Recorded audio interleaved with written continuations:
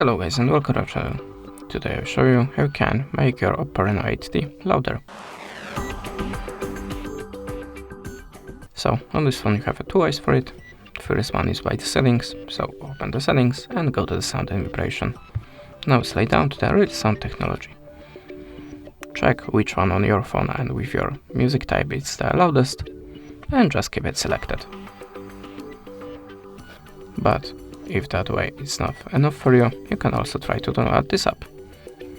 You will find it in the Play Store when you type the volume booster app. I'm always using that one. So we have to open it, click 3 times no thank you, and close this window. Then you can increase and decrease the volume booster by this little slider. If you want to stop this service, click on the button of course and click OK. That's it. Thanks for the watching, give us a subscribe and a comment, and goodbye.